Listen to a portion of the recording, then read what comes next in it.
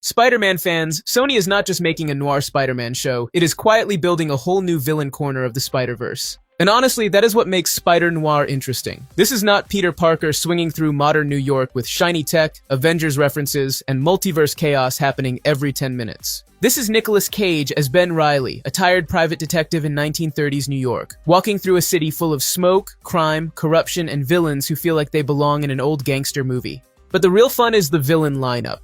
Because Spider-Noir is not only bringing one big enemy, it is reportedly introducing 4 different villains who can make this show feel like a proper crime mystery wrapped inside a Spider-Man story. So let us break down every new villain in Spider-Noir and why each one matters.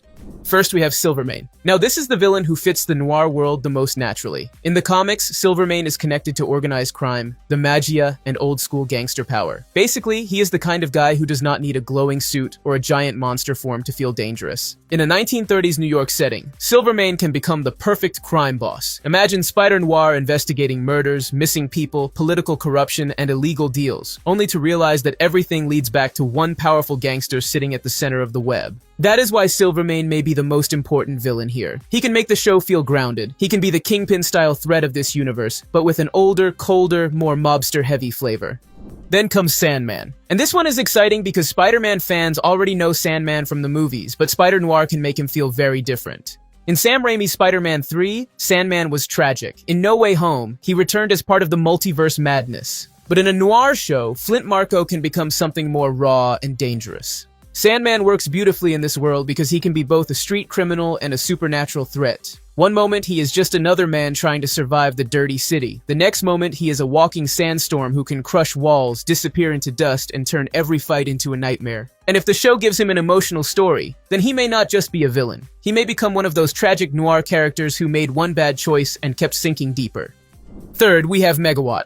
Now, this is where things get more comic book crazy. Megawatt is not as famous as Green Goblin, Dr. Octopus, or Venom, which is actually a good thing, because lesser-known villains give the writers more freedom. With a name like Megawatt, you can already guess the power set. Electricity, lights, power grids, maybe even old 1930s machinery getting turned into weapons. And that can look amazing in a noir world. Think about the visuals: a black and white city, rainy streets, neon signs flickering. Then suddenly, one villain starts controlling electricity like the whole city is his weapon. That is not just a fight scene, that is pure comic book cinema. Megawatt could also give Spider-Noir a villain who feels more modern and strange compared to the gangster side of the story. Silvermane brings crime, Sandman brings tragedy, Megawatt brings chaos and spectacle.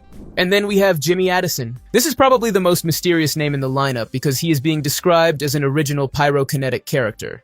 That means fire powers, and fire powers inside a noir Spider-Man show could be terrifying. Fire is not subtle. Fire destroys evidence. Fire burns buildings. Fire creates panic. So if Jimmy Addison is used properly, he can become the kind of villain who leaves Ben Reilly chasing ashes instead of clues. And because he is original, fans do not already know his full backstory. That gives the show a strong mystery advantage. Is he a hired weapon? Is he connected to Silvermane? Is he part of a bigger experiment? Or is he someone whose powers came from something much darker in this Spider-Verse? That is the fun part. With a new character, Sony can surprise fans without worrying too much about comic accuracy debates.